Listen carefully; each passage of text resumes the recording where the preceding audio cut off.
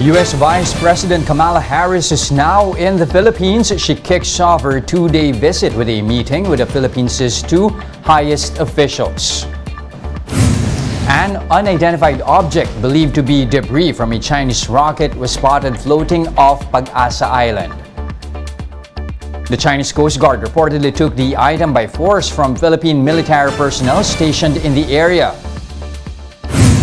And some good news for motorists. Pump prices are set for a rollback on Tuesday.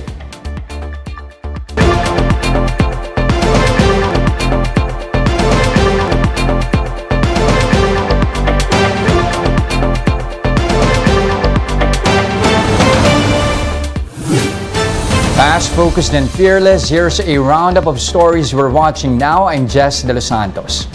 Aside from the Percy Lapid murder, suspended Bucor Chief Gerald Bantag could also be held liable for the unauthorized excavation in the new Bilibid prison. Marlene Alcaide with the report.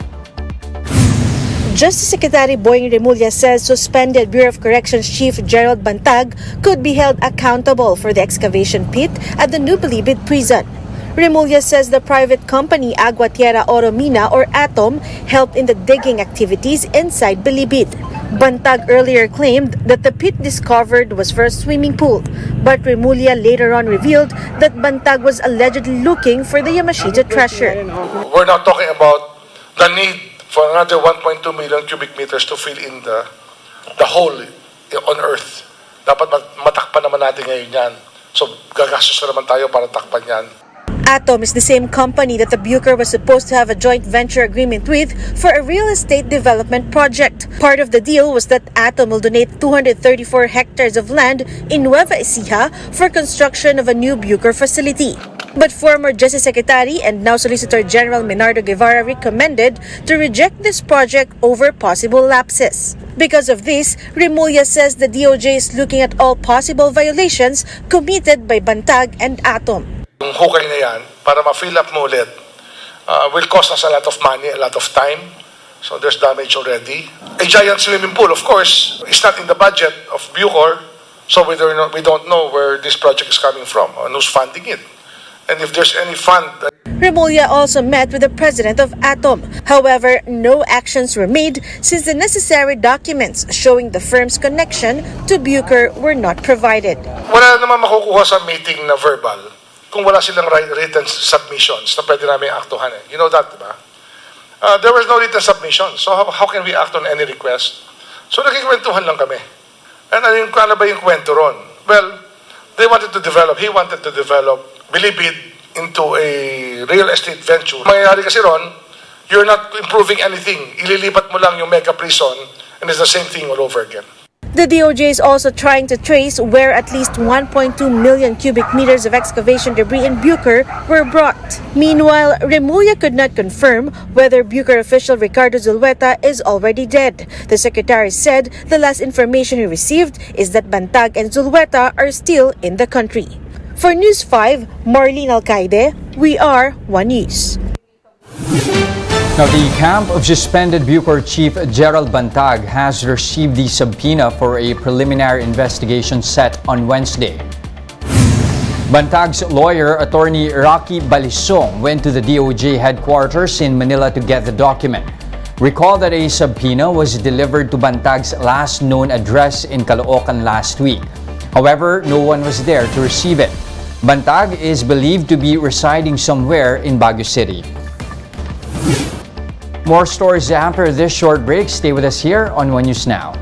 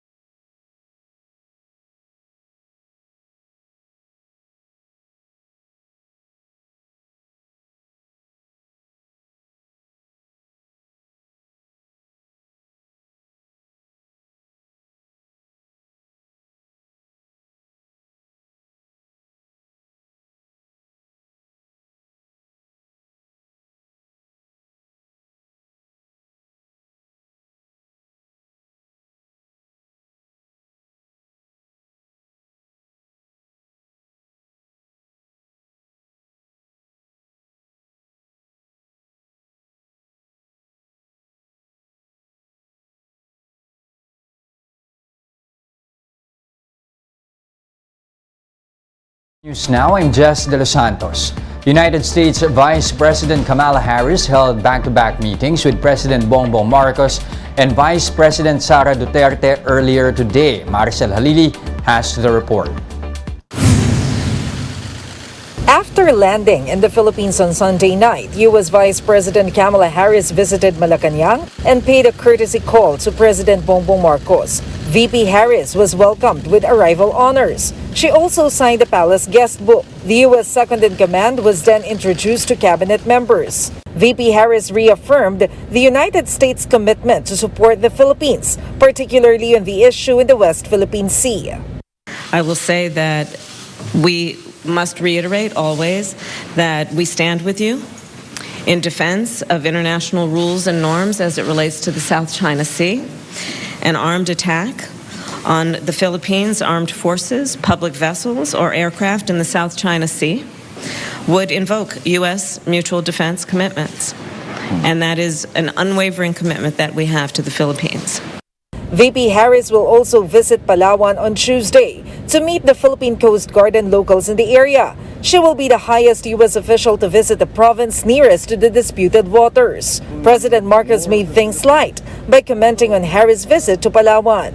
I suppose you actually are doing that because you're seeing some of the prettiest parts of the Philippines in Palawan. Yes. And I'm sure you're just going to the resorts and and the beaches. That is not the life I've chosen these days. Aside from mutual concerns on security, the two leaders also discussed economy, climate change, job creation, and renewable energy. VP Harris also earlier announced that the U.S. and Philippines will have a civil nuclear cooperation agreement in relation to having zero-emission energy. Before visit to Malacanang, VP Harris met with her Philippine counterpart Vice President Sara Duterte at the Aguado House, where they found a common ground for food. The gentleman shared to us that you really love cooking. And he loves eating, so it all works out. That's the perfect pair. It's a great marriage. I think you should try kare-kare. Tell me, what is that? It's pork knuckles Yes. with the peanut sauce. Oh. Pork knuckles and peanut sauce. Harris is the highest-ranking U.S. official to visit the Philippines so far in 5 years. For News 5, Maricel Halili, We Are One News. Here's a quick look at today's other top stories. The AFP's Western Command says Chinese Coast Guard took by force an unidentified floating object that was retrieved off Pag-asa Island. The object is believed to be debris from a Chinese rocket. No one was reported hurt from the incident, but the National Task Force on the West Philippine Sea has yet to comment on the matter. The national government has invited a third United Nations Special Rapporteur to visit the Philippines next year. Two other special rapporteurs were already invited to assess press freedom and sexual exploitation in the country. The third special rapporteur will focus on issues of extrajudicial killings in the Philippines. And oil firms have announced a rollback in pump prices. Effective Tuesday, diesel prices will go down by 2 pesos and 15 centavos per liter, while gasoline prices will be slashed by 40 centavos. For more updates, visit News 5, the Philippine Star, and Business World online. Visit our website, onenews.ph, for more in-depth analysis. You can also catch One News on the Signal Play app. Register for a free account now at www.signalplay.com and stream One News live anytime, anywhere. I'm Jess De Los Santos. We are One News.